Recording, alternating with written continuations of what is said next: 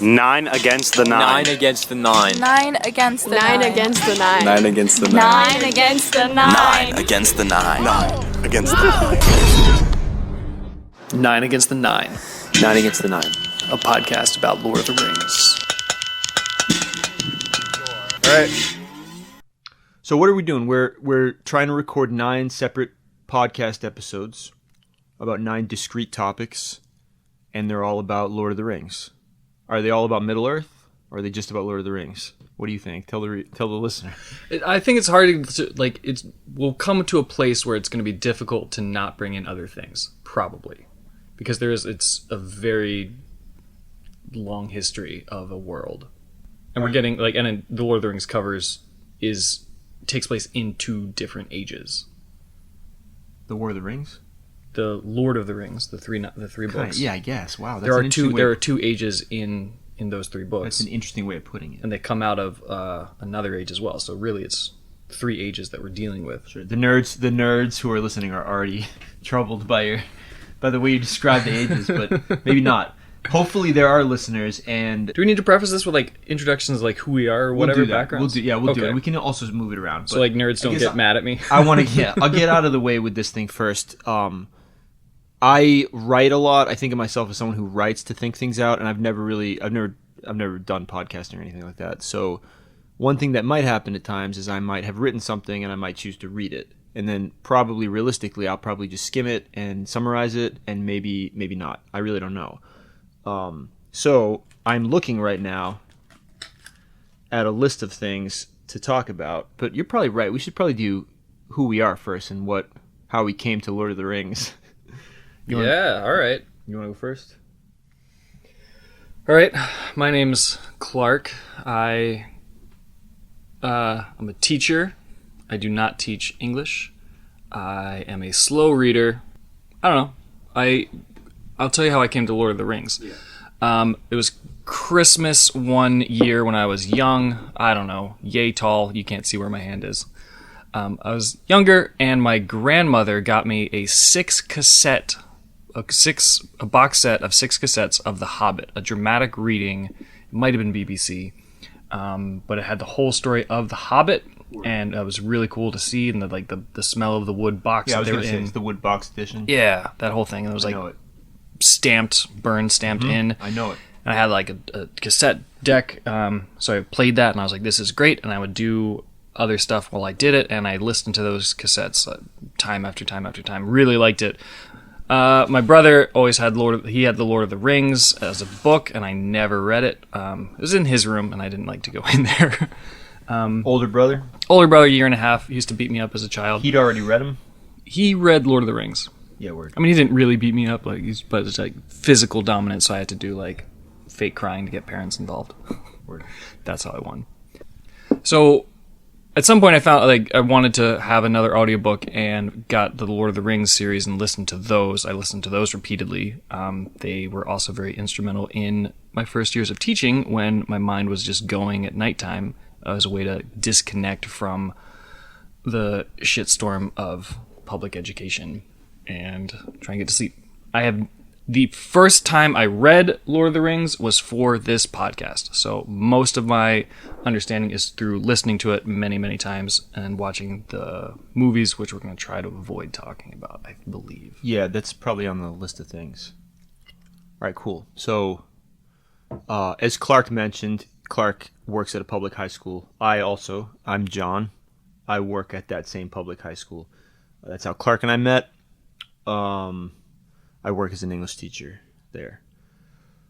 Lord of the Rings, I read it in probably 7th grade. And I remember being in a situation where a friend of mine was reading it with me, and we were kind of racing through them. And I thought we were racing to see who would get the rights to get the Silmarillion out of the library first. But he quit after Return of the King, so I had the Silmarillion to myself. So that's back in the day, right? 7th grade. I don't know when I read him again. I think I read him again in high school. I know I liked it enough to write in my yearbook, what's it called? A profile, my yearbook profile, let's say. Favorite book, Lord of the Rings. Not your quote. No, not my favorite quote, which was "Judge not, lest ye be judged." The Bible? I don't know, probably. Look, just moralistic, high ground kind of talk, I guess. Lord of the Rings. So I don't know how into Lord of the Rings I was for the next 20 years or whatever. I think probably I listened to them next on audiobook that I got through Clark. And I don't think I've read them with my eyes since I was probably in high school, which is interesting. Although I might have once in my 20s, I'm not sure. I've listened to them on audiobook a few times, probably 3 times since in the last 5 years, or in the last 2 years even. And I have seen the movies, maybe, but not I've never been real into movies, and I'm sure I didn't finish Return of the King for whatever reason. I don't know why. I got pretty bored with the Two Towers movie. We will avoid talking about them, but it'll come up. And maybe we should say that differently.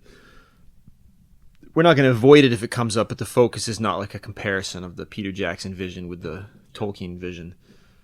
And those movies came out during my my 4 years of high school. Right. Return of the King was senior year. I was part of a school-wide sort of skit performance where a bunch of members of the school had a competition who could reenact some scene and give it a twist, and then the audience voted. What scene did you do?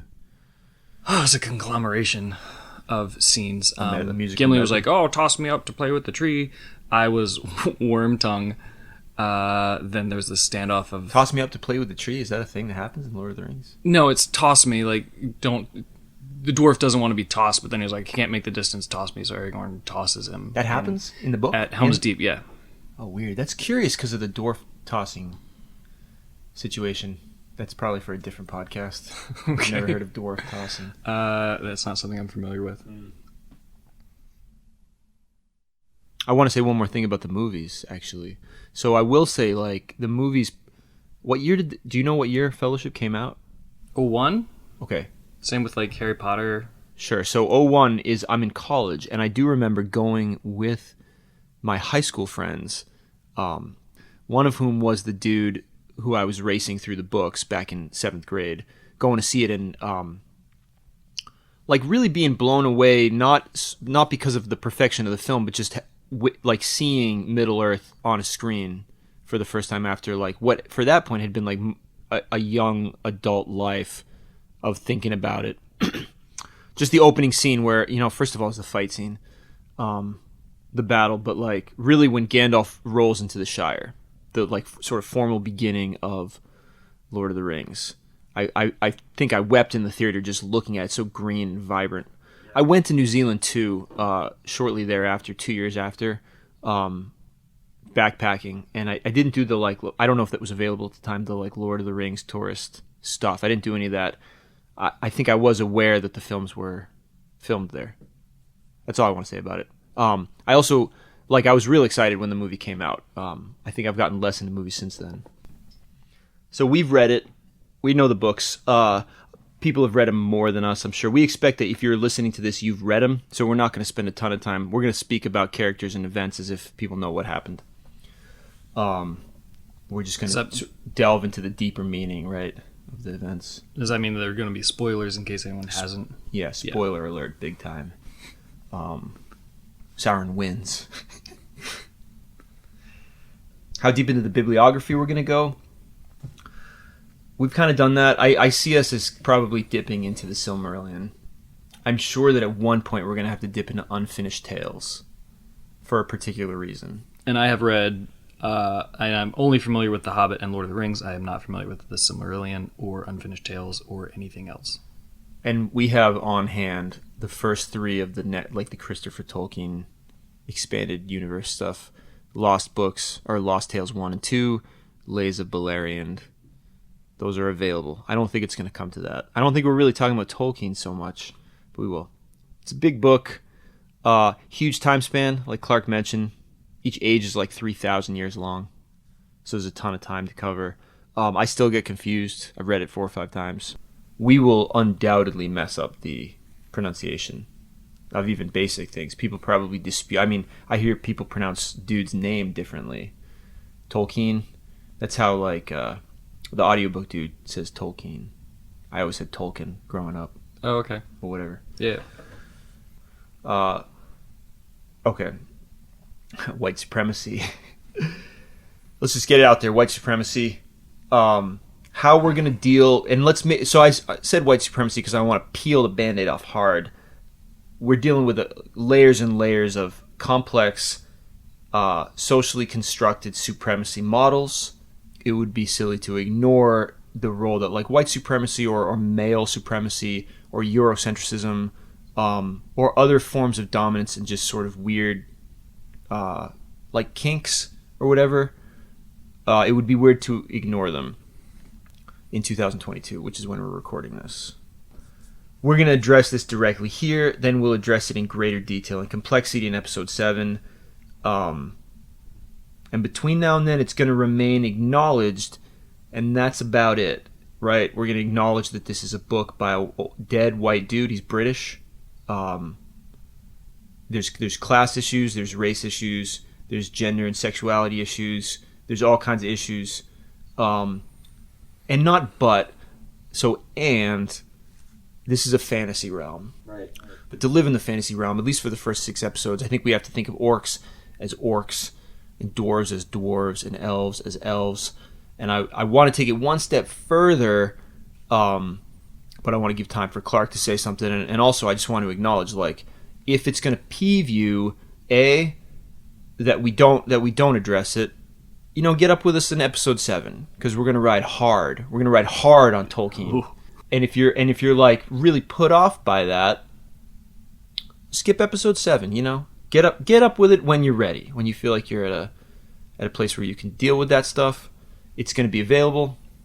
So to clarify, we're thinking of orcs as orcs, dwarves as dwarves, elves as elves, and not thinking of them as as a parallel and in comparison to the actual world of England and Europe and the West and the East and all of that. Not on the regular, yeah. Although I think real world stuff will come up. Like, it does have ramifications. We'll address those ramifications in episode 7, but we also are going to live inside it for a bit. I'm going to let the reader in on a little secret. Episode 1 is going to be about hobbits. It's a good place to start, and it's where the book starts. It's a book about hobbits, right? And we know that episode 7 is going to be dedicated to the anti-racist post-colonial critique. Clark, do you know what the other 7 episodes are going to be about? Can you name them all? I can probably not name them all. Let's do it. Let's see. We got wizards. That's episode 2. We got Gollum. Yep. And after wizards, we don't know what we're doing. Just to be clear, we've planned episode 1 and 2 sort of. I say planned. We know they're about hobbits and wizards, respectively. Gollum will be an episode. He deserves his own episode, right? So that's 4. We're up to 4. Yeah, so no particular order. Hobbits, wizards, Gollum, supremacy's in there is 7. We got orcs, and we're probably going to also rope in dwarves, elves, other races in that episode. I don't think so. I think we should do orcs as a whole episode. Orcs as a whole episode. Dwarves and elves / Legolas Gimli, or Gimli Legolas. Like the ultimate fantasy bromance. The interracial bromance of Middle-earth. The interracial bromance. It is. And that episode, discussing the microcosm of that relationship is going to allow tripod bromance. Tripod. Like when they're running across with Aragorn, or he's out, just like Gimli. No, Gimli Aragorn's out. He'll be lucky if he even gets an episode. Who is it referred to him as a stuffed shirt? Ursula Le Guin. A stuffed shirt? Yeah, referred to Aragorn as a stuffed shirt. It's one of her critiques of the... Okay, so anyways, Legolas Gimli, working on them is going to allow us to talk about the historical context of the elf-dwarf. Elven supremacy also, that's part of that. So dwarves and elves. So that's up to 1, 2, 3, 4, 5, 6. We got probably going to be an episode on The Ring. I think that there's going to be an episode on power and like the nature of evil. The nature of evil, and that will be the Ring episode. 2 more episodes. The mystery topics. To be revealed later? Yeah, probably. I mean, I don't know if we've nailed anything else down other than those. So Aragorn, I mean, does Aragorn deserve on men? On men? Is there an episode on men? The Inheritors of the Fourth Age. I mean, there's a lot. I think when I was reading the books, I made comments like there were like whatever's on men, and then I roped those into supremacy. Sure, yeah. It's the broad topic of like on men. male supremacy. Yeah. Okay, so we don't know what those last two episodes are going to be about, and then I also thought about nature. That'd be the last two episodes. This is like with a serial. Stay tuned. Very appropriate. Stay tuned. Yeah. There's also the option of we have a stash box episode maybe for everybody who doesn't fit. A stash box, Yeah. which is like this is where my stash is. Like, what do you mean a stash stash box? My stash of imaginary animals and monsters and beings like An olifant. Yeah, well, yeah, that's that you went for the most realistic of them all. I was thinking like they're not all creatures, right? Bombadil in particular comes to mind. So does Treebeard and Ents in general. Like Barrow-wights. Barrow-wights, yeah, again with the men. Like I don't see an episode on Ents, but Treebeard seems to come up. Bombadil, he's the oldest dude in the whole book or whatever. Shelob, however you want to pronounce that character's name. I like Shelob. I'm going to say Shelob. Yeah. There's some other dudes poking around, right? Some other characters, and just like detritus, imaginal detritus. Eagles. Eagles. The Nazgul's flying drake. Yeah, those things. Riders. We're never given really a name because Nazgul refers to the men, right? Right. The wraith men. Mm-hmm. Yeah. So quick note on texts, right? So there's a million different versions of this book out there. I'm gonna go with the old Ballantine books. I think it's the authorized Ballantine paperbacks. Old school, probably like published in the 60s, right? I'm going to take a quick look. Copyright 1965. This printing of this particular paperback is 1965. Some weird tadpole dudes, a waterfall. It's cool imagery. Got nothing to do with Middle Earth. Seemed like the right weapon for the job. What edition are you using? I've got the Del Rey Ballantines mass market paperback. I cannot find when this edition was printed, but it's mass market. It was after 2001 because we've got on mine there are photographs, stills from the films.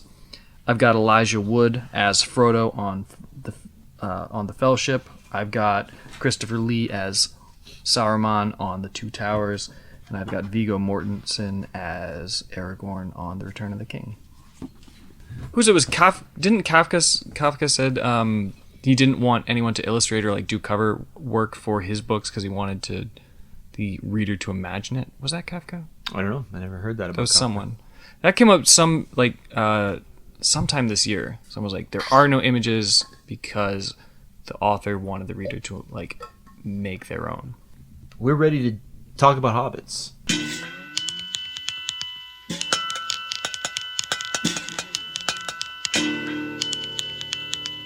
So, good place to start. The book starts here. Is there anything else worth saying about like why we're starting with Hobbits? Why do you want to start with Hobbits? I think it's probably your idea. Was it? I thought it was your idea. I mean, you're the one reading Hobbit Virtues. Yeah.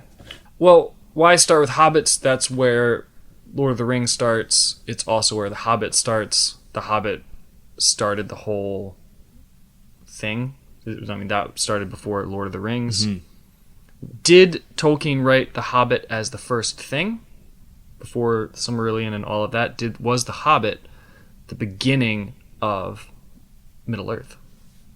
These are questions that have been deeply considered by much more skilled scholars than us, right? So those answers or potential answers to those questions exist, right? My vibe, and also I guess my informed vibe, is that that the world existed prior to The Hobbit, but that there was no intention until after The Hobbit was published to produce like a description of the War of the Ring. I'm not sure that the War of the Ring was in Tolkien's imagination before The Hobbit. This is something I didn't know until recently. There are different first and revised editions of The Hobbit in which Frodo speaks of the ring, the narrator speaks of the ring differently, and the scene with Gollum, Riddles in the Dark, is significantly different. Okay. Shockingly, actually, right? Which suggests that the ring was just a ring of power, right? Like, such as you would slip on in a D&D campaign, for example. And would have some effect, right? Like make you invisible, but not necessarily like allow you as the Dark Lord to control the entire, world. So I start with Hobbits because that's where the story starts. Yeah, and also Lord of the Rings starts with hobbits, right? There's a whole prologue about the hobbits, on hobbits. Is that what it's called? Concerning Hobbits. Concerning hobbits, right? And it's so explanatory that I don't think we necessarily need to go into detail, but there's a couple little pieces on there that I want to touch base on, I think. He describes them as an unobtrusive people. He says, very ancient people, more numerous formerly than they are today, which is just a weird trend in this book where it's easy to... I think it's easier for me to think of this as not Earth, right? And not in any way related to the mythic past of Earth proper. But he consistently sort of reminds us that we're on Earth, if that makes any sense. Still hobbits, still elves, just not as numerous. Most of them have passed into the west or whatever. Yeah, and that always felt like a way to connect the reader, being like, "Oh, this is part of your world." And like hobbits used to be like around, and they're still around, but you'll never see them because they're very skilled and quiet. Yeah, and that's like I feel like that tone is more persistent in The Hobbit than it is. Yeah, it's a way. It seemed like a way to get young readers, and like if you're reading aloud to them, like parents read to children sometimes. Yeah. Again on page 21 of the prologue, those days, the third age of Middle-earth, are now long past, and the shape of all lands has been changed. Right? Long past in our world or whatever. There are third age people. Rereading the book, rereading the prologue, I was surprised by that. They don't have a history prior to the third age. Does that square with what you read or remember reading or knowing? I don't know much about the history. That's fine. They came from like Misty Mountain areas and then journeyed westward, and we're like, oh, this lovely land is like great. We're just gonna stay here. Sure, and that's a third age migration, I think, which is to me curious, given that I think given that our other major races arise in the first age, right? So that's as Which far is back. Also a migration. Yeah, that's as far back as we're going. It says at some point in the prologue that they're lettered by the Dunedain, right? So these Númenorian descended men living up north, right? Of which people arises Aragorn. They taught the hobbits letters. I'm kind of obsessed with the Witch King of Angmar. Hobbits sent archers from the Shire in that battle, Fornost, against the Witch King of Angmar, allied with the Dunedain. That's a neat sort of heroic historical moment for the hobbits. And I thought this was nice. We'll touch on this again in episode 7. Breelander hobbits call mannish folk colonists.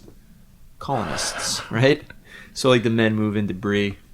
Famously a mixed city, right? Right. Mannish folk are colonists. Very, very mixed city, and also like very close and very, very close to like disaster and being overrun, but they never know it. Yeah, this notion that there's a silent force of men defending all creatures of the Northwest. Yeah. There's a name for that. What is it? Eriador? Is it Eriador? Eriador, yep. I've got another, so in the first 3 pages of the book, they're talking about, hobbits are unobtrusive, they're quiet, they're well-ordered, well-farmed, and it seemed like this whole thing, this is the 3rd paragraph of the book. It's talking about their character, and, they dress in bright colors, their laughter, eating, drinking, they're, simple, so it's good-natured and simple, and I wrote down this question, because I've watched Doctor Who, I think season 1, the new Doctor with Christopher Eggleston, and watching that, it seems like I got this weird feeling like the show was sort of placating ordinary folk, being like the ordinary folk have the most important role. That's somewhere in season 1 of Doctor Who with Christopher Eggleston, and I'm wondering if that's what this section of the book is doing.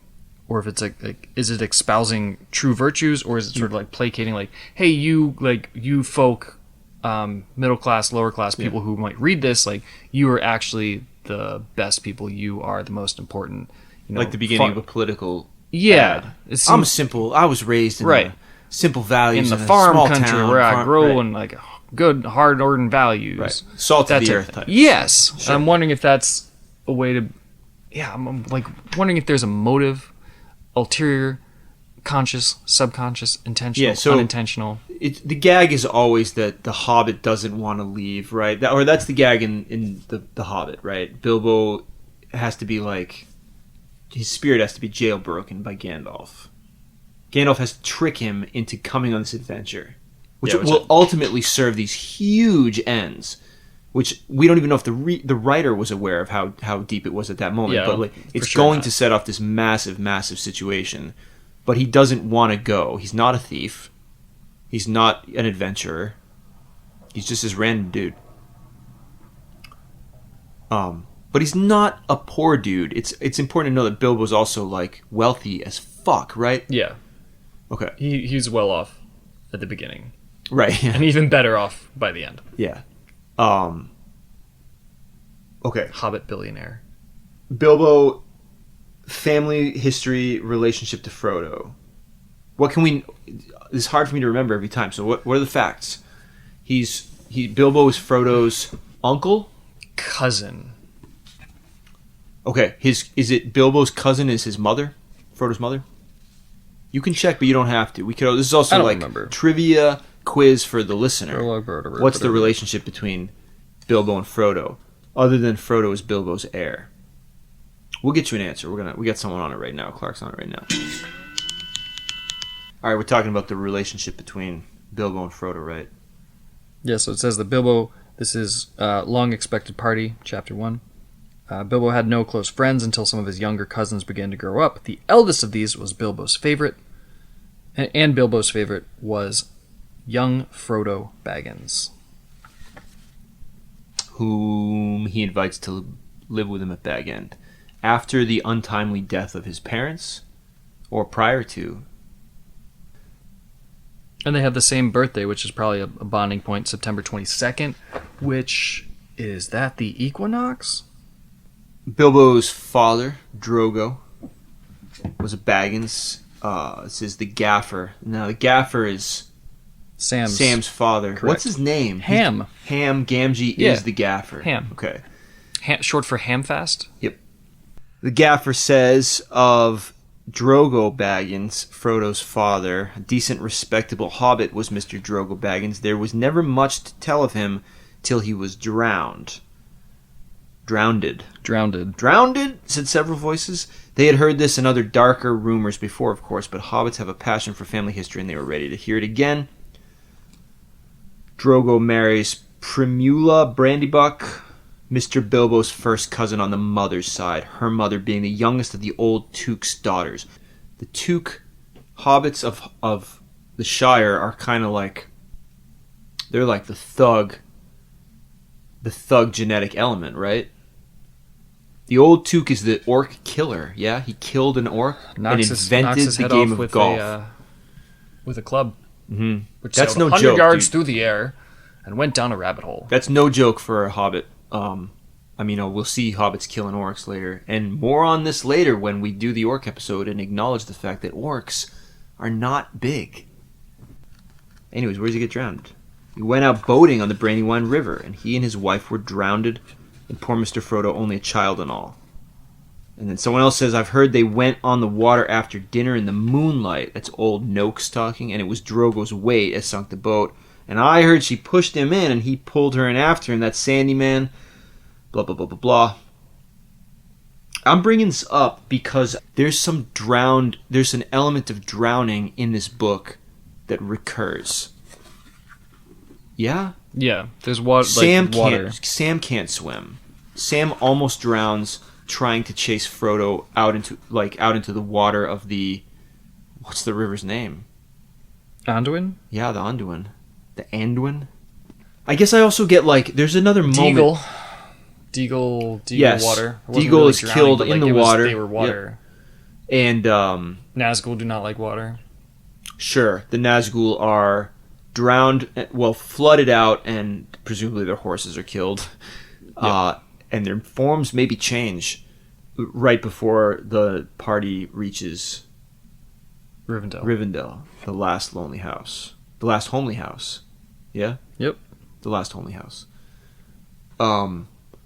There's a moment too outside of Moria, on their way into Moria, when they're gonna bypass the Misty Mountains by crawling under the them. Watcher in the water. Yeah, the Watcher in the Don't water. disturb the water. That's another weird sort of watery moment in this book where I feel like if I were Frodo, standing by that water, I might get a bad vibe. Things coming out of the water to take things away. Something is pulled in or not. The pony makes it, right? Nothing gets pulled in. I believe Frodo gets, like, a tentacle reaches out and grabs Frodo Sure. and pulls him in a little bit. Which is a bad scene for someone whose parents drown in the water, I think. It's Right. like a nightmare, Right. recurring nightmare. That might be it. There might be other reasons that I pegged that. Hobbit families. I have Hobbit families written down. I think we've done enough, right? Chapter 1 centers on a party, right? A party that's going to be Bilbo's 11th birthday. Yep. He's 111 years old. Yep. Frodo on the same day turns 33. And that's the coming of age for hobbits. Sure. And there's a joke, I think, made in this book that those together equal 144, which is a gross, One gross. is also A 12 dozen. squared. 12 squared, yeah. Dozen. Very interesting numerology for a book that's largely devoid of numerological fun. So another thing about the age 33, from my understanding from my history in Christian school, 33 is when Jesus came back on the scene in the Bible. Like, he was a baby, and then there's this large gap, and then he's back on the scene at age 33. Yeah, does the whole adult life of Jesus occur in that year? I think he might be crucified when he's 33, right? Yeah. Again, I don't know where those numbers come from. I've read the Gospels, but I don't remember seeing that number. But that 33 people- is a significant age are saying for that. Jesus. Yeah, I've heard people say that too. It's probably in the Bible, you know. So then there's a comparison of, like, Frodo and Jesus. Next point: easily offended hobbits. Ornery. They seem ornery. I can't process this exchange. This proud feet exchange on page 53 of the Valentines. I'm sure everyone knows the moment. Bilbo says in his formal birthday address, "My dear Bagginses and Boffins, and my dear Tooks and Brandybucks, and Grubbs and Chubbs and Burrowses and Hornblowers and Bolgers, Brace Girdles, Goodbodies, Brockhouses, and Proudfoots." "Proud feet!" shouted an elderly hobbit from the back of the pavilion. His name, of course, was Proudfoot, and well merited. His feet were large, exceptionally furry, and both were on the table. "Proudfoots," repeated Bilbo. I just can't ever understand if Bilbo's being corrected and then he's doubling down on his pronunciation of the plural, or if there's some sort of joke. The joke being like, "My name is Proudfoot and my family are the Proudfoots. You haven't made a mistake, Bilbo, but I am proud of my feet." I think in the film he displays his feet at that moment. His feet are on the table. Puts them up on the table, right. But I don't understand the nature of the exchange. Like, why does Bilbo have to repeat proud feet? Bilbo's kind of a dick in this scene, isn't he? Is he, like, harking on being grammatically correct? Or just, like, insisting that he Me not... and my friend and I. Right. I didn't do nothing. You didn't do anything. Yeah, but Frodo's the one that's being corrected, right? Bilbo was being Yeah, corrected. Bilbo is being corrected. Right. But then he doesn't, he repeats proud foots. Proudfoots. It's like he just can't deal with the intrusion. Which I think leads to my next point, which is about like the relationship between Bilbo and Hobbiton in the aftermath of his first adventure, right? There's a lot of suspicion about him, about where he's been, his treasure. His house has already been repossessed once. The Sackville Baggins moved in at the end of... Yeah. He's already kicked him out once. It's been, scores of years since then. Because he was like Scores? in his 50s. I don't know, yeah. Yeah, he's in his Right. 50s, and now he's 111. And so, like, he invited all these people, but he doesn't... I don't know that he really, like, loves them. Yeah. He loves Frodo. He loves Yeah. Gandalf. I think he loves Gandalf. Gift giving, huge. Page 50 in the Valentines. He gave away presents to all and sundry. Hobbits give presents to other people on their own birthdays. Not expensive ones, as a rule, and not so lavishly as on this occasion. But it's not a bad system, was not a bad system. Actually, in Hobbiton and Bywater, every day in the year was somebody's birthday, so that every hobbit in those parts had a fair chance of at least one present at least once a week, but they never got tired of them. Hobbits give gifts, right. So what? Why are we talking about that? It's huge, I think. The gift-giving motif. Why is it huge? The gift-giving motif, let's call it. Why do you think it's huge? I want you to tell me why it's... I mean, I have prepared thoughts, but... So why is gift giving huge? Yeah, and the Lord of the Rings, what's the... We've talked about it, I'm sure. What's the big connection here?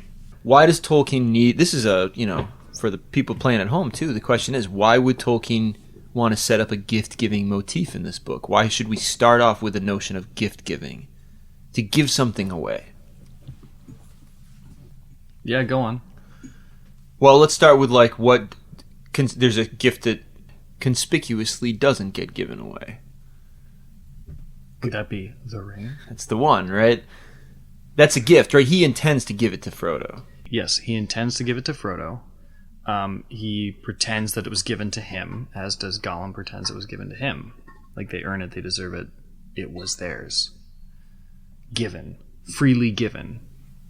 As opposed to stolen, right? Right. Which is what it is, in both cases. No. Yeah, in both cases, Gollum stole it. And so did Bilbo. Did Bilbo steal it because he suspected and therefore knew, because he actually knew that it, quote unquote, belonged to Gollum? I suspect that if we were to read the first edition and the revised edition of The Hobbit, it would play out differently. Mm-hmm. And I think in the revised edition, yes, Gollum says, "Ah, my ring." And Frodo knows. This is my present. I'm sure he Precious. does say, yeah. I think he probably uses my both birthday words. present. Mm-hmm. But it's possible in the first one he doesn't. It's possible in the first one he doesn't know that he doesn't even own the ring. This is like, I almost feel like I'm faking this because I didn't know this until I read I just picked up a Companion to Middle Earth, one of a couple Companion to Middle Earth essay books that I've got, kind of an old one in which it gave examples of how the text altered. A Tolkien Compass might be the book. I'll bring it by. Okay. Get the actual title. Or we'll put it in the show notes. That's what the podcasters say, right? We'll put in the show notes. We'll put in the show notes corrections, apologies. Anyways, gift giving. Gotta give stuff away. Don't really want to. Oh, is it part of a consumerist capitalist culture? Society? I don't know. I mean, it could be. I was Just thinking playing into that subconscious, placating the people who the salt of the earth, and oh yeah, by the way, you have to buy stuff and give it away, and you have to give things, and it seems like more of an emphasis on giving trivial stuff, right, rather than an emphasis on tchotchkes actually that you don't actually need. Sure, exchange. Stocking exchange. stuffers. Yeah, so I don't want to go too far afield, but maybe I do, because maybe that's the nature of this work, right? This is, I don't have the book in front of me, so this is just from the Dome. In David Graeber's Debt, a book about economics, right? He describes cultures. I won't identify them with a region because I don't have the book in front of me, but cultures where, or he sets up a basic notion that exchange and value have something inherent to do with human relationships. So, for example, if I bring you a dozen eggs as a gift, then if you were, it's a bad example because you have paid me for eggs, but you could pay me for the eggs, and then that would signal that our relationship is canceled. Not canceled, but there's nothing at stake anymore. We're even. We've broken even. Sort of like the Ayn Rand Atlas Shrugged world where everything is paid for. There are no favors. Everything's paid for and is paid for with gold. Don't know the book, but that seems in keeping with my sort of stereotyped understanding of Ayn Rand, yeah. The scenario he gives in the book, this is Debt, right? The scenario he gives is if at the end of you're 18 and your parents or guardians present you with a bill for everything they've ever bought you, including clothes, food, hospital bills from when you were birthed, right? Most people would be like, this is a fucking joke. right? And I'm offended. And you might pay it. It might be the last interaction you have with your parents, right? It signals that we didn't do it because we valued you. We did it because of the compensation, right? And that when the scales are point being that when the scales are even, we don't have any reason to interact. We don't need to. So for example, like if I bring you a dozen eggs and you don't pay me for them, you get this subconscious or culturally sort of like evolved notion that you should come by and like bring me something. Right. Okay. some Or like, cultures, I owe you something. Like little thing, cost of a dozen eggs. Somehow. Right. Yeah, but that essentially like the game is what you bring me is consistently of smaller or greater value than the gift, by which means we secure continual interactions. Because you still owe me. You only brought me a little bit of stuff, or you brought me more, and now I'm sort of in debt to you. But we don't use the word debt because it's not really a monetary system. It's more like just an exchange that mimics our need to interact or a desire to interact. So the gift giving amongst the hobbits is a way of sort of tying the community together and locking them into a social community, social interactions, and like making sure that, hey, like all of those gifts going back and forth, and they use the same gifts now and then, and they love getting them. Maybe it's like, you're part of this community, you belong here, we're all tied together. Hashtag community. Yeah. I was going to also draw people's attention to, what are they called? The Muppets that live underground. The Muppets, Fraggle Rock? Fraggle Rock, Fraggle Rock. Are they Fraggles? They're called Fraggles, right? I don't know. The shout out beings. to Callie for introducing me in college to Fraggle Rock. Shout out to Fraggles in general. Shout out to Henson. Fraggles, at least in the like Muppets Sesame Street combined Christmas special of my late childhood. There's a scene with the Fraggles because they're like, I think they're pitching Fraggle Rock as a show. You know how those TV specials worked. Get some hype. Yeah, they're passing along a rock. There's a whole song. Pass it on. It's like a Christmas holiday season thing. They're just passing along this pebble. Okay. So like I get the pebble this year, I pass it to someone else next year. It just moves around the community. Doesn't mean anything. Doesn't give you extra privileges or anything. It's just a rock. Pretty rock. Sort of like the stone in the like stone soup. Whoever gets the stone is like, oh, you got it, or like whatever's baked into that bay cake. leaf. There's something like baked into a cake, a king cake, and there's a crown baked into a cake. 4 and 20 blackbirds. Little Jack Horner. The plum. Oy. Yeah. Yeah. There's all kinds of an egg. You could bake an egg into a loaf of bread if you were Russian, or if you're anyone. So the gift giving motif, it's community, but it's also this hesitancy that manifests in Bilbo in the next chapter or whatever. That night, an inability to surrender the ring. Yeah, that night. Yeah, which is really a gift. Needs to be treated as a gift because it needs to go to someone else. Because Bilbo is now corrupted, more or less. Anyone would be corrupted by it. More on that in episode whatever later. I mean, he also, like, when he leaves and sort of just leaves the ring, in the movie he just like drops it on the floor and like that's it, and Gandalf's just like, great, don't touch it. It's like, okay, there it is, and Frodo walks in and finds it. I don't remember in the books. It's like in an envelope on the mantelpiece, maybe. He also, when Bilbo leaves, he leaves a whole bunch of larger gifts for a bunch of other people: Dora Baggins, Milo Baggins, Angelica, Hugo, Brace Girdle, Lobelia, Sackville Baggins.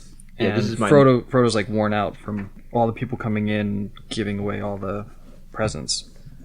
Well, those gifts that are described next are all ironic gifts, right? They're all middle finger gifts, backhanded compliments, sort of breaking up the motif of community into a more like Bilbo's pretty jaded, frankly, and like some of that maybe is the ring's doing. He's kind of a not a hermit, but like curmudgeonly. Ornery, perhaps? Ornery, yeah, definitely. Let's take a look at those gifts. Mine is on page 64 in the Ballantines, right? So...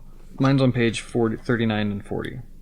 Adelar Took gets an umbrella because he's often stolen them from Bilbo. Says... Dora... He says Eldred had carried off many carried off many unlabeled ones, but one was labeled. So that seems to me... One was labeled. On every item there was a label tied. There were several labels of this sort. Oh, For right. Aldred took for his very own from Bilbo. On an umbrella. Aldred had carried off many unlabeled ones. Right, meaning he just took Bilbo's shit. At that, like, it seems to me at that time. Oh, I thought it was... Or like I think the the joke had is... being the tense, like he had taken them I think the before. joke is, bro, you want an umbrella so bad, here's your very own. Just like, because Dora Baggins, in memory of a long correspondence with love from Bilbo, she gets a large wastepaper basket. That's a real finger in the eye or whatever. Milo, hoping it will be useful, from BB, a gold pen and ink bottle. Milo never answered letters. Oh, that's definitely... They're all. Convex mirror for Angelica's use. 2 obviously considered her face shapely. He really goes hard, and it's funny because like he's leaving town. It's also this weird thing, like, they could be thoughtful and, like, help these, like, wastepaper basket could be really helpful for someone who's written reams of good advice, or, like, the pen and ink could be useful, but that seems like the most, like, you don't write back, here you go, no excuses. That's wild that we would have such divergent potential interpretations, that you could put a positive spin on these gifts. I wonder if we polled the readers / the listeners, I wonder if we would find that many people didn't perceive them as being ironic. Because, I mean, there is irony there for sure, but they could also be really helpful. So, like, you could see, like, this is exactly what you need, and it's supposed to be helpful. The Lobelia's gift of spoons, silver spoons, because she had stolen a bunch. It might also be like a way of being like, I know you've stolen from me, but like I forgive you. Here's the rest. That's exactly what it is. But it's like noblesse oblige, right? But like, my man is living at the top of the hill with a gazillion silver spoons, and he's got a suit of armor in like Mickle Delving. Yep. So, and for those of us who don't speak French, what is noblesse oblige? I don't know. S'il vous plaît. I don't. My understanding is that mean? means like I'm obligated because I'm wealthier and more powerful than other people to a noble obligation. I think so. Again, I just kind of picked up the term from come on, man! conversation. Like, come on, writer. Come on, wordsmith. Let's call me an English instructor, shall we? A human first, English instructor, maybe 4th or 5th or whatever. There's other things going on. I want to talk about one more thing, and then we'll stop for the day. I want to talk about... Do you have more to say about the gift, though? No. What I wrote in my notes was Bilbo has to give away the ring. This is the focus of the gift-giving motif. Ring often claimed to be a gift. The precious, right? It's the most precious of the gifts. Cannot be stolen. Stealing of this gift would warrant murder. Vengeance. Right. Retaliation. I mean, yeah. So maybe that's the gift giving. That gift giving is so prominent in Hobbit society that Bilbo growing up with it and having it part of his life and culture for all these years allows him to give away the most precious gift. That maybe if he didn't have it, if there was no gift giving in the culture and the society, he wouldn't be able to give it up. Like Gollum wasn't able to. The ring had to abandon Gollum. Sure. Yeah, it did. Okay. I want to talk about this thing, The Road Goes Ever On. So, first of all, songs and poetry and little italicized, centered texts. Not centered, but, indented. Songs in this. So, the audiobook, I have to admit to being annoyed every time my man bursts into song, right? And then I just skip ahead because it's one of those audiobooks that, like, each track is, like, 3 minutes long. So, I mean, you're not the only one that gets annoyed by the songs. I have a friend who, when he read it, he would see it on the page and be like, "Great, just skip that." Like, I get to move on. I get to skip this whole page. Just moving on. But there is a song that I want to reference, a famous one, I guess, a famous Tolkien track, 110 in the Ballantines. The Road Goes Ever On. Page 82 in my 2001 copy. This is Frodo sings this, right? The road goes ever on and on, down from the door where it began. Now far ahead the road is gone, and I must follow if I can, pursuing it with weary feet, until it joins some larger way where many paths and errands meet, and whither then I cannot say. That sounds like a bit of old Bilbo's rhyming, said Pippin, or is it one of your imitations? It does not sound altogether encouraging. I don't know, said Frodo. So, this is the part that's actually important. It came to me then as if I was making it up, but I may have heard it a long time ago. It reminds me of what Bilbo said, blah, blah, blah. He used often to say there was only one road, capital R, that it was like a great river. Its springs were at every doorstep, and every path was its tributary. It's dangerous business, Frodo, going out of your door, he used to say. You step into the road, and if you don't keep your feet, there's no knowing where you might be swept off to. Do you realize that this is the very path that goes through Mirkwood, and that if you let it, it might take you to the Lonely Mountain, or even further and to worse places? He used to say that on the path outside the front door at Bag End, especially after he had been out for a long walk. I think that was just kind of throwaway stuff when I was younger. Okay, yeah. And like having traveled more, not a ton, but more, and just being old, it's much more like compelling and relevant than I thought it was. The notion that and there's only cliches to talk about it, right? Like the journey of 1,000 miles begins with one step, etc. Yeah. Like it's literally the same journey. The journey into the garden, or the journey to school, or the journey to work. You just extend it another foot, and it's the beginning of a much larger journey. If you're going to end up at the Lonely Mountains, the first step is going to be walking out of your front door. Right. That's the point that Bill was So, making. yeah, what came up as you were reading that to me was that analogy of like the ski mountain. You take a lift up to the mountain, and you can go to the left, and there's some black diamonds, and to the right there's some blue squares, and there's green circles, and they're paths that then they're trails that intersect with other trails, and then you're like, all right, how many different ways are there to get down the mountain? And you're like, oh, you could go this way, and they're like, well, there are 20 things you could take, and then they take to another 20, and you can like mathematically calculate there are 1,625, or you're like, they're infinite. But there's that one person who says like there's only one path, and it's the path that you're going to take. Sure. So like, how many ways down? For you, one. Yeah. I have another note on that section when it got to like, he used to often say there was only one road. I underlined only one road, and in the margin I wrote the Tao. Like, Ooh. there is only the Tao. Like the Tao is, there's that. There is. It is everything. So like, Right. It is the way. The road is the way. The road One is the way. I guess I think it's important to remember that like we step out of the door every day. Like in my world, people go to the same building every 5 days a week for most of the year. You could end up somewhere else is the point. Like the road doesn't go in a circle necessarily. Right. It's not a closed loop. You could get by the same way. You could get to a much different place. Right. So it seems like what Bill was talking about, like the road to the Misty Mountains is this road. Like you can, like not the actual. It's not like this is Route 89 that will take you there. It's this is a road that will lead you to not like you start here and then you go to this other path and then you cross this field and then you do that and you eventually get there to the Lonely Mountain. Tributaries to a great stream. That's Sure. what he says, right? Tributaries in a great river. Word.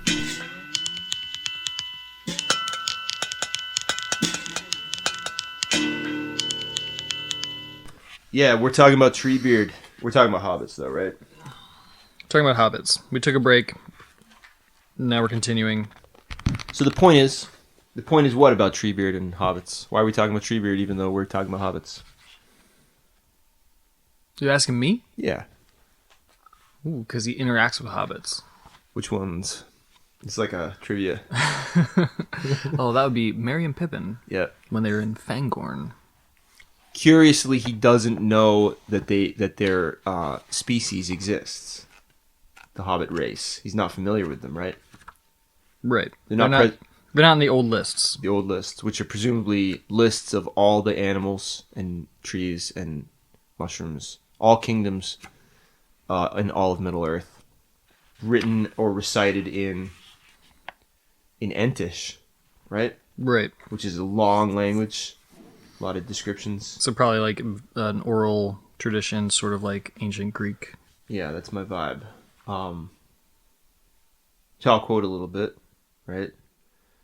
I'll quote a little. Who now? You are in my country. What are you, I wonder? I cannot place you. You do not seem to come in the old list that I learned when I was young. But that was a long, long time ago, and they may have made new lists. And then he starts reciting some of the lists. But when does he actually say they're hasty? He says, "Yo, you're a hasty people." He says it all the time. I know, but he starts saying it around here. I don't know. Next page. This is Two Towers chapter on Treebeard. There's also nice thing about names right here. Treebeard says, "So you live in holes, eh? Sounds very right and proper. Who calls you hobbits, though? That does not sound elvish to me. Elves made all the old words. They began it." So that's actually maybe a nice way to stick in something I discovered yesterday in the classroom by opening up a dictionary. What'd you find out? Where is the word hobbit from? Get any ideas? Nope. I bet you have a guess. Hobbit? Yeah. In English, it's from Tolkien made it up Yeah, you're basically right. for this. Yeah, he coined it, and he built it on Old English pieces. Which I think and those words were like... You got a dictionary on here? No. I think it's basically whole builder, maybe. In But future builder- episodes, I might have a 6-volume Oxford English dictionary for you to like peruse. That would be good, yeah.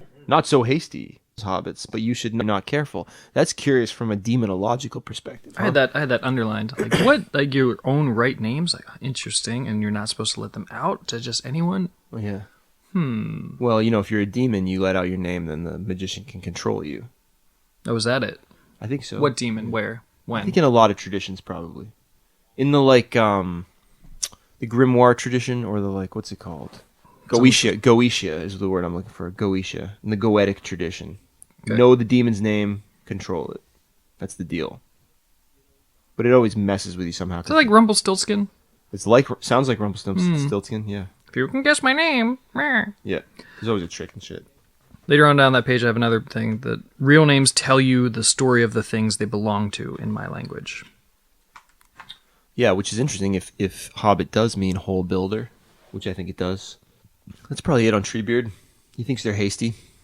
Yeah, are they hasty? That's maybe the deeper question. Right? They seem less hasty than some other kinds of people. Yeah, in for Middle-earth. sure. But in relative to Ents, they are hasty. Mm-hmm. Everything is hasty relative to Ents. Right. So maybe they're also they love things that grow. Maybe they grow annuals, and Ents are more like perennials. Yeah, nice horticultural comparison. Treebeard does add, this is later on in my version, page 211, the Voice of Saruman chapter, same book. He adds a line for hobbits. Ents are the earthborn, old as mountains, and the wide walkers, water drinking, and hungry as hunters, the hobbit children, the laughing folk, the little people. So he characterizes hobbits both as children and as laughing. Yeah. Maybe time to get into that hobbits as children And situation. I've marked several things throughout the books where they laugh. The Yeah. laughing makes them, I guess, approachable to the reader. Our hobbits children, are they? They're not children. None of the hobbits in this book are children. Is that right? Are Merry and Pippin, have they reached the majority, though? Which is 33. They're maybe not. Maybe they're in the 20s. Yeah, I suspect they're not quite. We should double check that. You nerds out there, you should double check that. Don't take our word for it. They might be. Because Frodo just made it. Yeah, I suspect they're kind of like younger cousin. They give me like a younger cousin vibe. Yeah. Though adult hobbits, halflings, are explicitly not children per se, Merry and Pippin, in Book 3, are each juxtaposed with companions who are not adult men. Merry is juxtaposed with Eowyn. Right? Merry rides with Eowyn?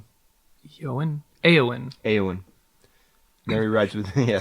Merry rides with Eowyn, right? Yep. And she's disguised as a man. Dernhelm.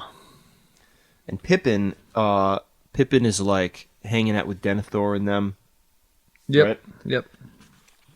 But during his hanging out in Minas Tirith, he's hanging out with Baragond. That dude is what, like one of Denethor's henchies?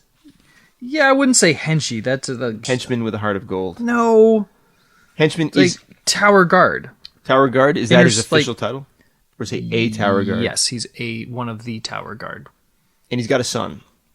Yes, And it's Burgil, right? There you go. I think they're all hard G's, maybe. Burgil. And rather than quote from the book, let's just talk about what we remember. So, do you think that...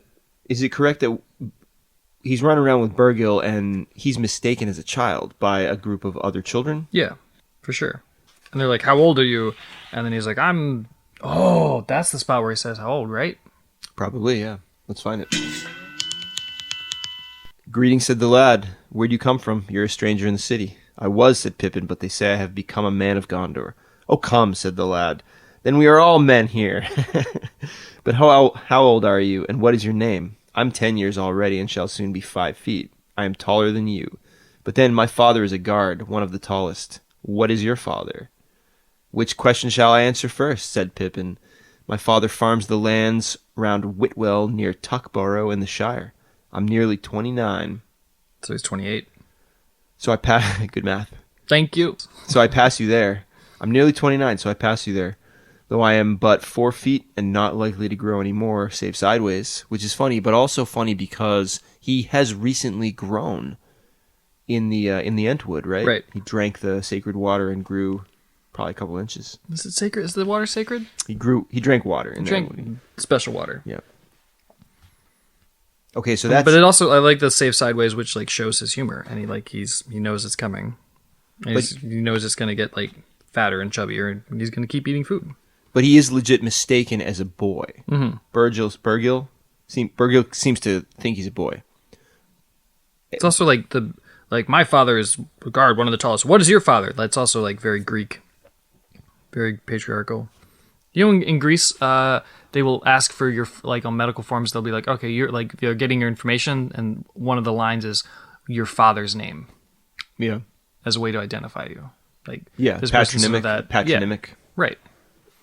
Also, Nordic language, like, they still use that as last names. Sure. See, also Russian literature. Does he like interact with the boys, or is it just there's a scene where he interacts with the boys, right? Isn't that Burgill proved a good comrade, the best company Pippin had had since he parted from Merry, and soon they were laughing and talking gaily as they went about the streets, heedless of the many glances that men gave them. That maybe begs the question that begs the segue into, like, do the citizens of Minas Tirith know what halflings are? How familiar are these southern folk with the hobbits, or halflings in general? I would say not very. Pippin, the prince of the halflings. Yeah. Because he's the only one, or whatever. Right. So before Mary, Mary be shows prince. up, yeah. Right, I don't know. Because... But then, like, the prince of the halflings can then be in service to the lord and the steward of Minas Tirith. See again, Supremacy, episode 7. Yeah, right. So I want to talk about something strange that Faramir says, and we're going to come back to this scene several times. We're going to have to come back on the wizard episode. What chapter are you on? The Window on the West, in the second book of the Two Towers. Faramir drops crazy knowledge. 4th paragraph. Faramir to Frodo and Sam. But it was at the coming of the halfling that Isildur's bane should waken, or so one must read the words, he insisted.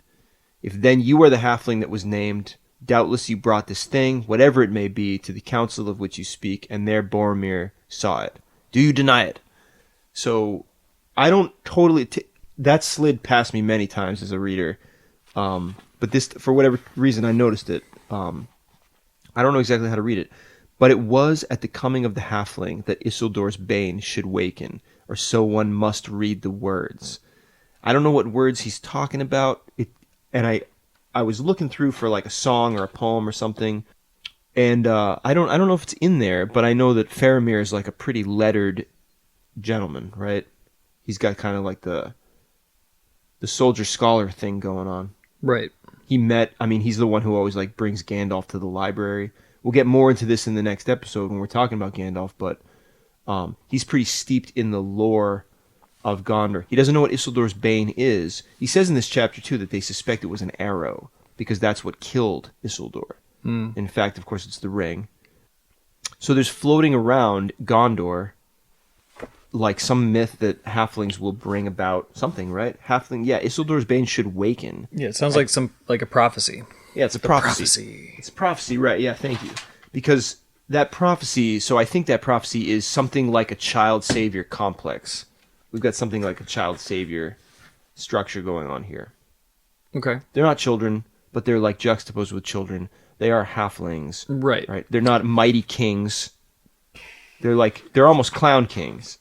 But it's at their coming that something's going to change. And I want to drop just a gazillion examples thereof, right?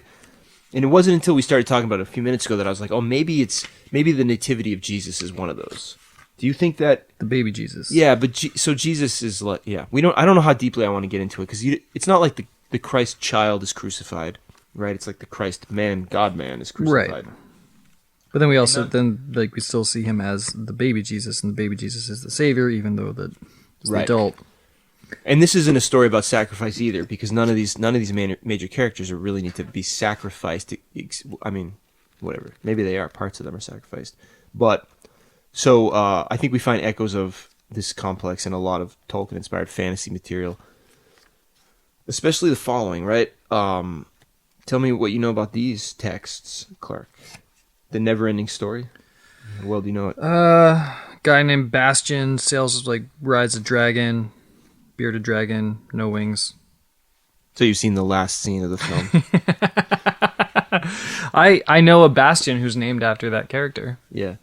I recently, within the past 5 years, read the book by Michael Ende. It's great. It's killer. Oh, unbelievable book. It's basically like everything that happens in the Neverending Story movie done better, plus another half or another whole section. But anyway, so in the Neverending Story, it's not just Bastian, right, who's the child savior of this entire world. It's also Atreyu. Do you know Atreyu? Nah, It's okay, not yeah. It's kind of it's a film of my childhood. Literally, almost all the movies I'm about to mention are in the Henson metaverse or whatever too. So, Labyrinth also. Yeah, I didn't consider Labyrinth, and everything in Labyrinth is dwarfish and small, except for Bowie, right? Right, and what's her name? Sarah. Yeah, Who is a child? is a child. On the edge of not being a child. Certainly, but that's the subtext. is the child. The psychosexual subtext of the film. Yeah. Anyways, the Neverending Story, Atreyu also, he shows up to save the Empress, and everyone's like the dude laughs at him like, a boy, this is adult talk. And he's like, yeah, I'll go back to hunting. I'm good. You want me to do the task or not? Take it or leave it. But he is a boy. My point is, only a child can do it. Either it's Atreyu or task. it's Bastian. Yeah, Got the it. task can be only achieved by someone that's not an adult man, maybe. Speaking of in that same line, Ender from Ender's Game, Sure. is the same thing where they raise this child to be a general, and only the child, only he and in that youth and sort of that youthful innocence can do it. The Dark Crystal is another example, I think. Jen and Kira, they're Gelflings, which is conspicuously close to Halfling, right? Yep. And they're It's got the ling part, they're the last of a dying. and they dead. live underground. Ooh. Who lives underground? I don't think Jen and them live Well, underground. the Gelfling, one section of Gelfling that goes out from underground in the series. You're talking about the recent series. Yeah, that's crazy talk. I can't get into that. I don't know. I have really, really divisive feelings about there being a sequel to the Dark Crystal book. And then Willow. I don't know. Have you ever seen Willow? Yeah. That's the most bald Lord of the Rings bite that we're discussing. I think it's most flagrantly just sort of a Middle-earth ripoff, which is fine. It's another example of the expanse that was opened up by Tolkien. But again, only in that one specifically, it's halflings, right? Yeah. I don't remember what they're called. Little people or whatever. They have a name, but it doesn't matter. Maybe they don't. Maybe they only have names for the big guys. I can't remember. Warwick Davis. Yeah, Warwick Davis. Yep. He's the one. He's the one. He played Willow, and he played him well. I think it's a great film. Only halfling can do it. I guess what I'm trying to say about the Hobbits and the legend and is that they seem like they're mythological heralds of a new age. That's how Faramir seems to refer to them in that oblique line. Isildur's Bane awakens with the coming of the halflings. That's some new age shit, right? Everything's changing. I got, so in this page on page 61, Rohan, the Muster of Rohan. Mary's kind of walking around the camp and everything's ready, and he's sort of overlooked Men passed to and fro, going into the king and taking counsel from him. Night came on, half-seen heads, blah, blah, blah. Marching stones faded from sight. And so he found that everything was made ready, and he himself was not forgotten. Paths of the dead, all these people leave. And then, like, at the very end, in the midst of these gloomy thoughts, he suddenly remembered that he was very hungry, and he got up to go see if anyone else in the strange camp felt the same.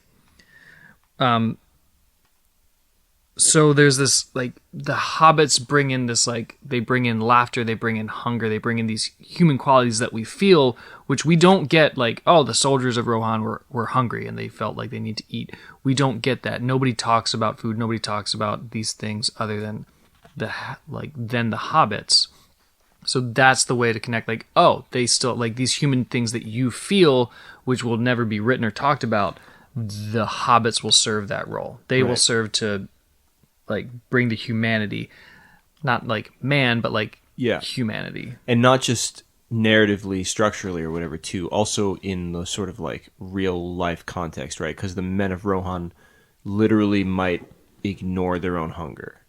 They might choose to prioritize something else. Right. And martial readiness. And we don't get that that line of thought written down. We Right. do get it with the hobbits. Sure.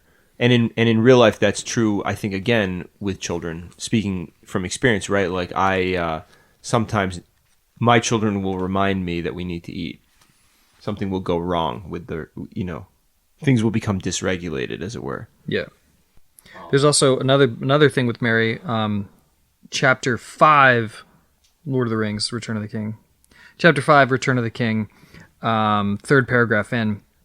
Tired as he was, Merry could not sleep. He had ridden out for 4 days on end, and the ever-deepening gloom and slowly weighed down his heart. He began to wonder why he had been so eager to come, when he had been given every excuse, even his Lord's command to stay behind. So then we also have this, like, doubt, this inner monologue of, like, doubt, should I have come, should I have not?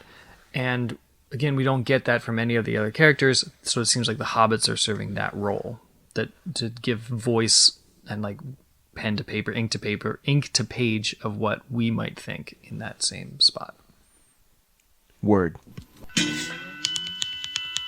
I want to talk about Sam and Frodo a bit. There's a lot to talk about, and Clark thinks we're going to get back to it because he thinks we're going to do a whole episode on love, which I think is a bold notion. We'll see. Bold as love. Don't nobody sing about love no more. Sam and Frodo, what's their... I feel like we said this. Did we say this? What's their relationship? Maybe not. Sam's a gardener. Sam's the gardener. Frodo's the homeowner. Frodo lives in the mansion. Sam lives in the... not hovel, but less... Sam will have, like, the one window, and Frodo will have many windows facing south, and isn't it nice, and blah, blah, blah. But Sam... Definitely classism. Do you get the sense that Sam and the Gaffer's property is owned by... It's not part of Bag End, is it? Is it part of Bag End? Ooh. I didn't think so. He's like a... Because the Gaffer's it's like a on caretaker. Bagshot Row. I'd say they're individually owned. But then it could also be like Bag End is the manor house, and all the surrounding lands are owned, and they're like tenants, but they're also... Could be. Yep. It could also be a situation... Like, there's a lot of situations like this around here where there's an old guy. It doesn't have to be a guy, but it is, in my experience, often an old guy. And his family a long time ago had 300 acres, and now he has 10. And, on one side of his house is a property where there's like 150 acres, and those people live in Florida.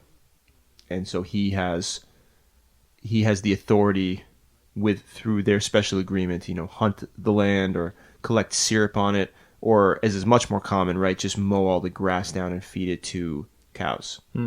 I've heard of deals where you might have acres and it's not good for anything other than haying, but so you'd work out a deal. The farm would hay it. You wouldn't get charged, but he wouldn't pay you anything. It's just like he gets the hay for like the maintenance of. Sure, that might be kind of what Sam the Gamgee relationship is with the Baggins family. I don't know. Maybe there's not enough insight in the book. Maybe I haven't read it clearly enough. I don't think there's enough there to make the conjecture. It's almost as though Tolkien is avoiding talking directly about the socioeconomic contradictions in the relationship between Sam and Frodo. So see Downton Abbey. Sure. Sam loves Frodo, right? There's nothing to it. Yep. He loves him, admires him, calls him master. There's a great moment in the movie, which I don't think is repeated. I don't think it's verbatim the same in the book, where Faramir probably says something to him like, what are you, his lawyer? And Sam's like, no. He's like, what are you? He's his gardener. You know that scene? He's like, what are you? I'm his gardener. Oh, yeah. And then he says something like, gardeners must be held in high regard in the Shire. Yeah, he is his gardener, and that's a whole maybe metaphor in itself, right? Pruning and page 326. Cultivating something in the individual that can't be self-cultivated. Oh, here you go. Are you blah blah blah blah blah you are a new people in a new world to me, says Faramir. Are you all kin of like sort? Your land must be a realm of peace and content, and there must gardeners be in high honor. As his gardener, he is required to undergo a lot of anguish on the part of Frodo, which reminds me of another sort of master-servant relationship from the Western literary tradition, that of Don Quixote and Sancho Panza. Where's your familiarity with those dudes? How much you know about those guys? Basically nothing. I haven't read it yet. No, that's fine. Tell me what you know, if you don't mind. Don Quixote is his assumed name to make him a Don. Also, Quixotic comes from Quixote. So he goes out into the world seeking glory and honor and like the old chivalric traditions, which really is not of the time. And people are like, oh, that's some crazy old guy who's living in the past. Yeah. And he's got Pancho, the sidekick, who rides the donkey, the ass, and while Quixote rides the horse, and he goes and jousts windmills, and Pancho's there always like picking up the pieces. Yeah, so Quixote sees the world as a sort of playful fantasy. Maybe not playful, maybe sorrowful, right? But a fantasy nonetheless, right? Things are transformed into something greater and more epic than they are in the mundane view. And Panza doesn't see it that way. For most of the book, he doesn't see it that way. And maybe he flips in and out of it, but in general, he doesn't. He's basically doing it because he's going to get an island. That's like as a reward? Is a reward for being the squire to Don Quixote. Quixote's giving him this island? The notion is that he's going to be rewarded with an island. And at some point, he kind of is at one point, but it's complex. But ever since I read it, for real, I started noticing that the dynamic between Panza and Quixote is like echoed in a lot of, or it's like repeated, maybe intentionally, but probably accidentally, in a lot of other duos. And I'm wondering if Frodo and Sam are that duo. I'll just give a couple examples. Here's like a kind of an obvious one that I think is based on that.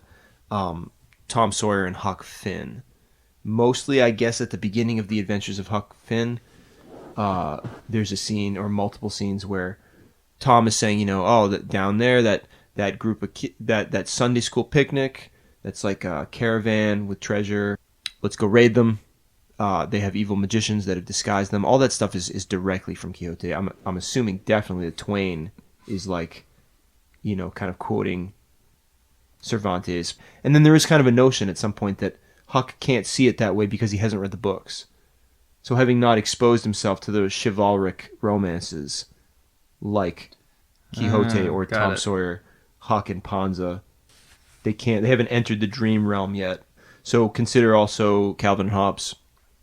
Right. Okay. The notion being that like someone is following along in someone else's fantasy, and someone is more realistic. Now this one's tricky because it's Calvin who's Quixote, and he's literally. I mean, stir up a lot of controversy. I don't know. He hasn't invented Hobbes, but Hobbes is often much more down to earth, right?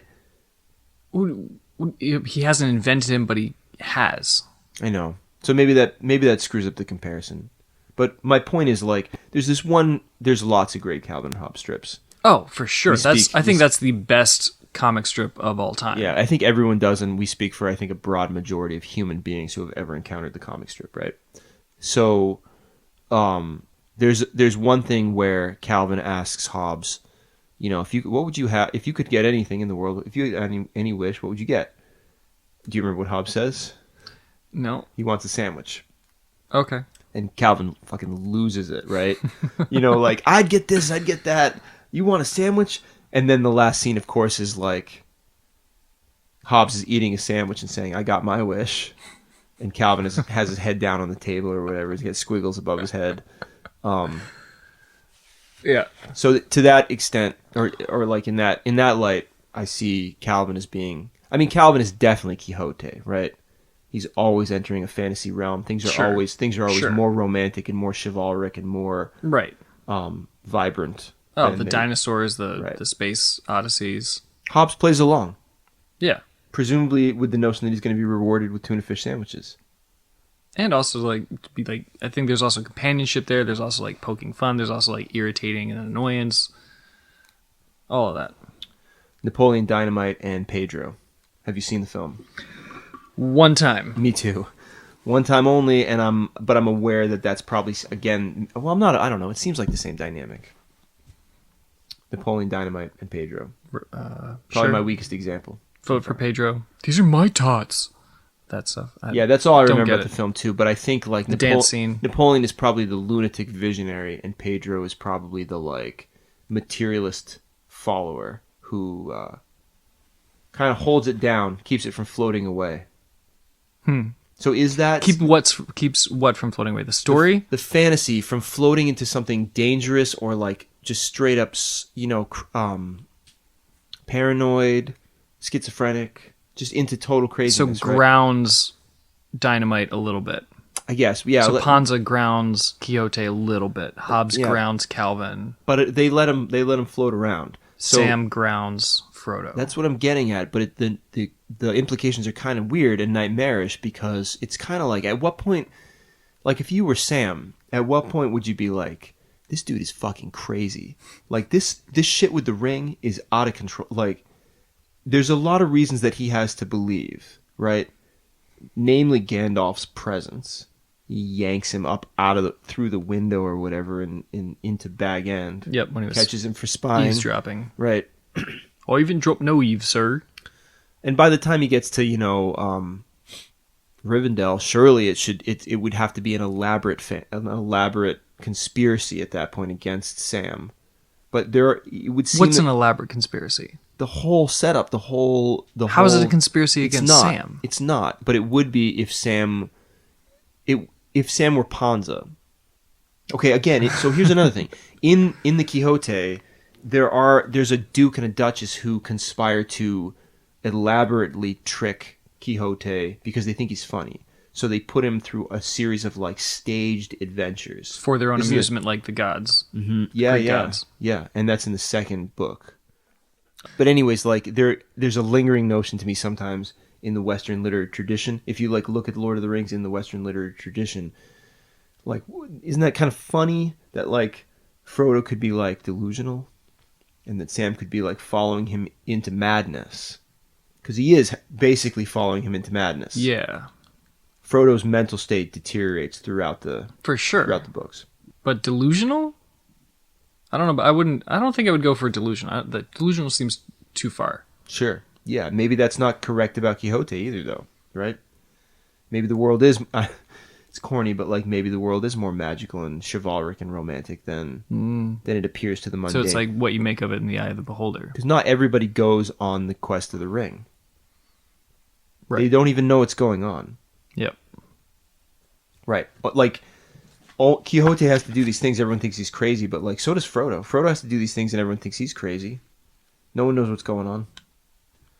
The Knight of the Rueful Countenance. So they also have to go on the quest, or like, in going on the quest, they enter into part of the epic tradition that they're to some extent aware of. Right. All the characters in this book. Faramir knows a little bit. Sam knows a little bit. Everyone's got little pieces of the legends. I think that trend makes its most explicit walk on in the chapter called "The Stairs of Cirith Ungol" in the second half of the Two Towers. Right. The steps of the Stairs of Cirith Ungol. Right.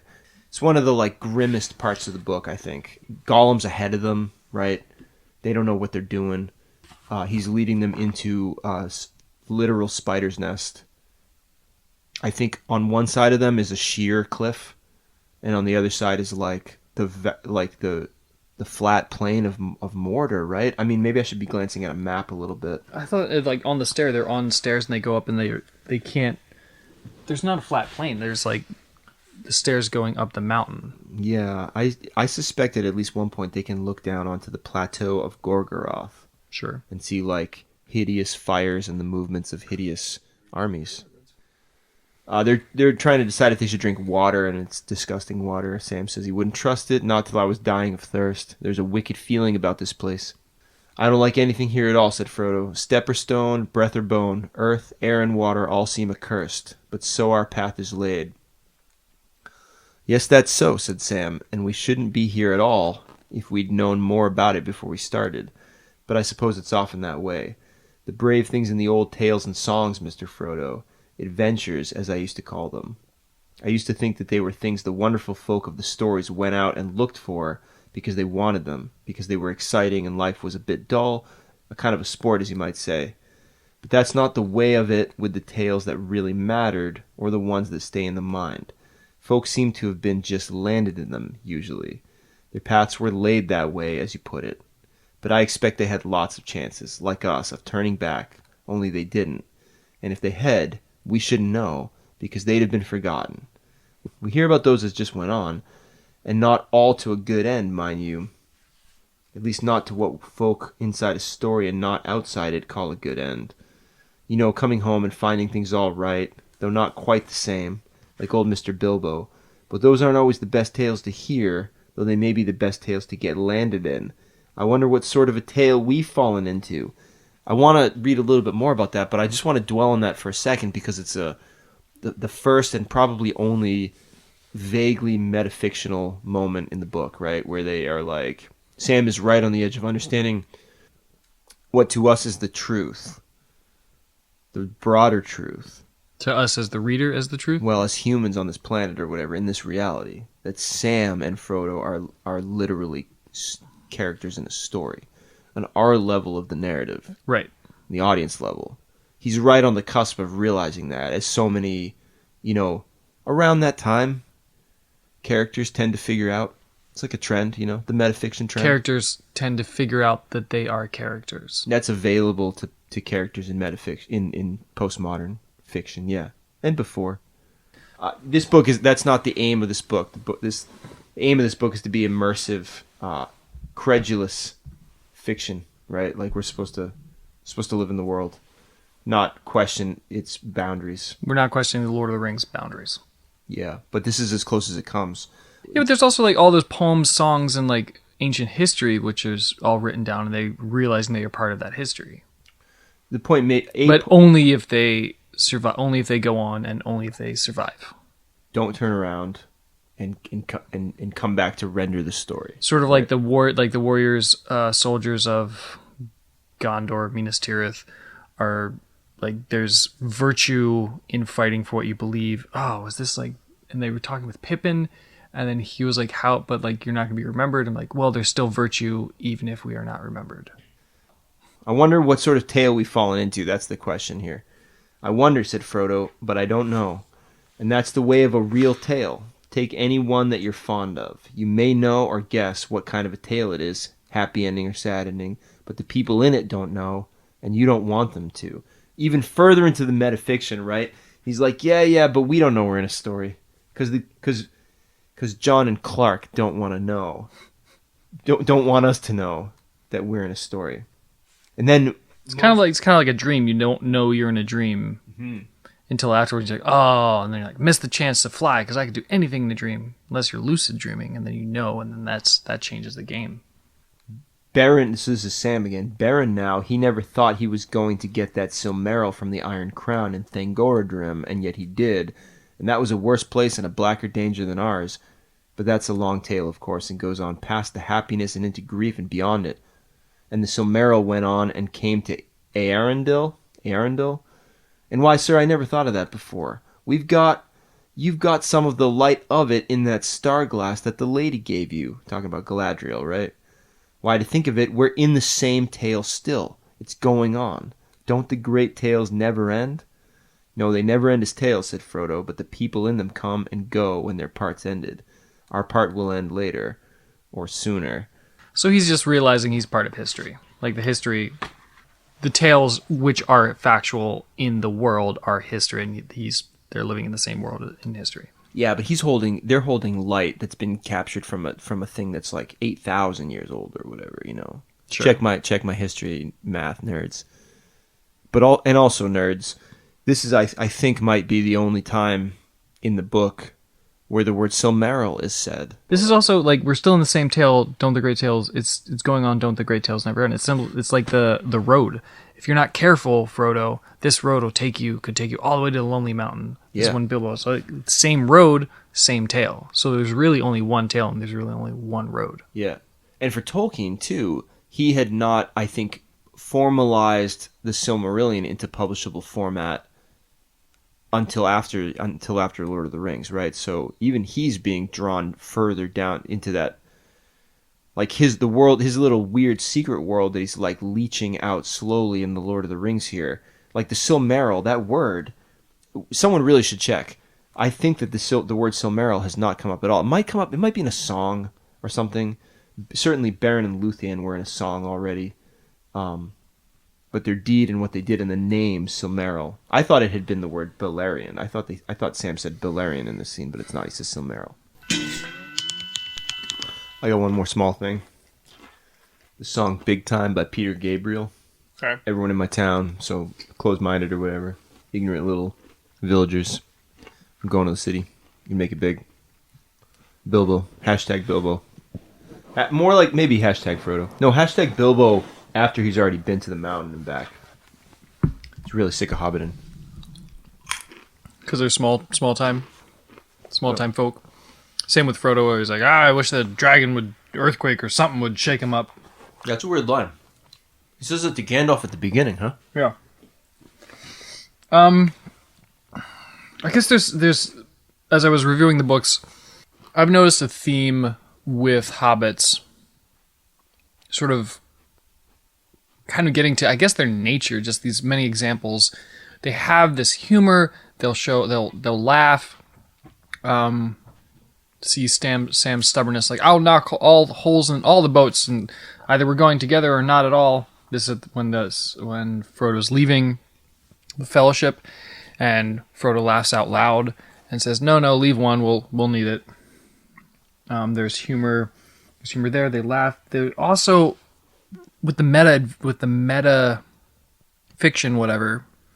Metafiction, yes. Yeah, metafiction, where they know they're in the story, but they have to go on. They're required to go on. There's this whole thing where they know it's useless. They don't see real hope in it, but they stick together. They still go on. They're doing this thing. Whether I don't know. It's just like this determination that they just keep going as hobbits. And the men do too, but it's this hopeless thing, but they keep going, they keep persisting. And in the beginning of the book, we're kind of introduced to that. Who was it? Gandalf. Shadow of the Past, Fellowship of the Ring. Soft, so he's talking about hobbits. Among the wise, I am the only one that goes in for hobbit lore, an obscure branch of knowledge, but full of surprises. Soft as butter they can be, and yet sometimes as tough as old tree roots. So they have this determination about them as well.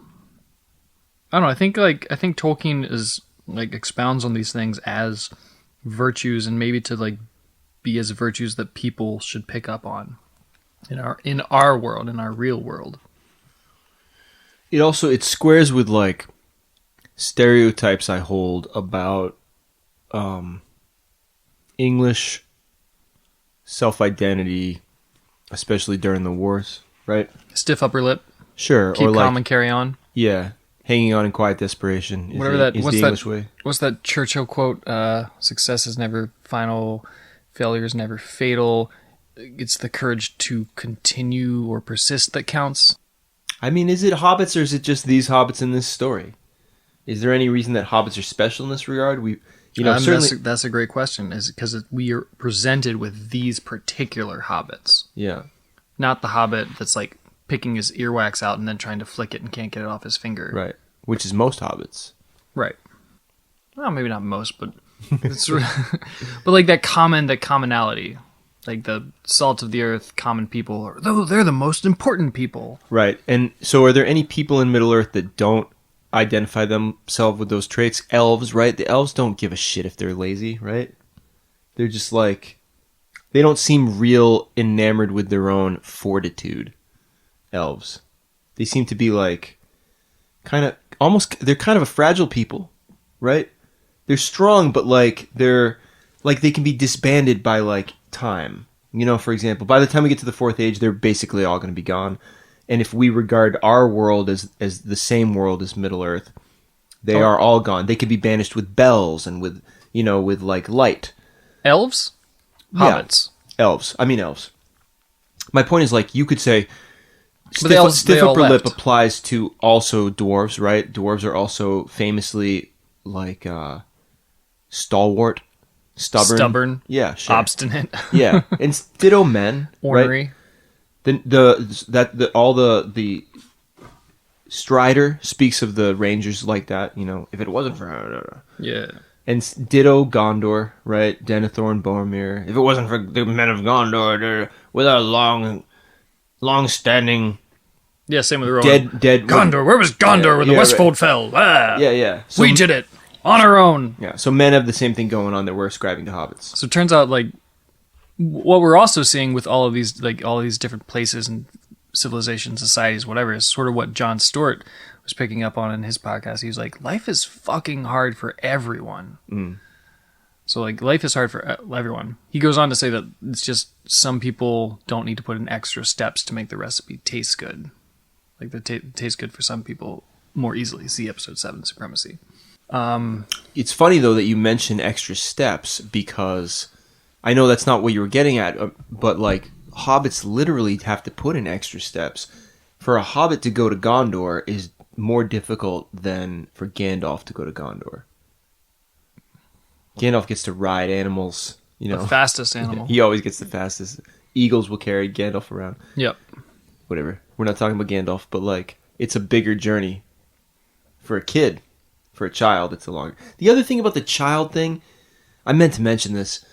The casting of Elijah Wood as Frodo Baggins does a lot, I think, for people of a certain age, my age, maybe a little older, it does a lot to keep Frodo young, because Elijah Wood, I think, had a reputation as a boy actor, right? So I think of Elijah Wood as he played Huck Finn in a Disney. Did he? Yeah, he played Huck Finn in a Disney version. He also was a kid in another movie, right? His first movie he was a kid in. He was a kid when he started, and he was boyish throughout. I'm not hating on Elijah Wood either. I think he did a great job playing Ad Rock in that one video. And I think he crushed it as Frodo. Yeah. But he does it with kind of like an industry-induced boyhood. Yeah. I mean, he was 20 when the films came out. When the first film came out. Which is the right age. Yeah, and that's the right age for Frodo, right? Because He's in Frodo's... Back to the Future Part 2 when he was 8. That's a good example of his boyishness. And his... Avalon when he was 9. Paradise when he was 10. Radio Flyer 11. Radio Flyer is the famous one to me. Except I never saw it, but that's Forever the one. Young, Huck Finn. This is every year. Good Son, same year. The Yeah. North, The War, Flipper, Yo, Ice Storm. Save it for the Elijah Wood fan cast. Yeah, so childhood actor. Yeah. I just wanted to throw that in because I think, the notion that Frodo is a boy is easier. Like most people are more familiar with the movies, right? Yeah. Okay. And at that point, he was 20, which is like just over the threshold of like when our society says like, "Oh, you're an adult now." Plus, he had made 30 movies as a boy, so Right. he was established as a boy actor. Right. Yeah. Okay. What else do you want to say? Because I'm good. I keep saying I'm done. I have a good ending quote. I think. Please I do. wrote down for ending quote. I guess I'll read. I can read a little bit, and then you can cut out whatever, and then we'll have the ending quote. So I'll read a little bit. Cut it out with that noise. No, with more like a soft, like a flute or whatever. I'll fade you out. Yeah. But this is sort of like a softer ending. I'll read this whole quote. I should like to save the Shire if I could, though there have been times when I thought the inhabitants too stupid or dull for words, and I felt that an earthquake or an invasion of dragons might be good for them. But I don't feel like that now. I feel that as long as the Shire lies behind safe and comfortable, I shall find wandering more bearable. I shall know that somewhere there is a firm foothold, even if my feet cannot stand there again. Of course, I have sometimes thought of going away, but I imagine that as a kind of holiday, a series of adventures like Bilbo's or better, ending in peace. But this would mean exile, a flight from danger into danger, drawing it after me, and I suppose I must go alone if I am to do that to save the Shire. But I feel very small and very uprooted and, well, desperate. The enemy is so strong and terrible. He did not tell Gandalf, but as he was speaking, a great desire to follow Bilbo flamed up in his heart, to follow Bilbo and even perhaps to find him again. It was so strong that it overcame his fear. He could almost have run out there and then, down the road with his hat, as Bilbo had done on a similar morning long ago. "My dear Frodo," exclaimed Gandalf, "hobbits really are amazing creatures, as I've said before. You can learn all that there is to know about their ways in a month, and yet after 100 years, they can still surprise you in a pinch." So, even though we may talk about hobbits, there's still more to learn, and they'll surprise us. Join us next week. We'll talk about wizards. Peace out.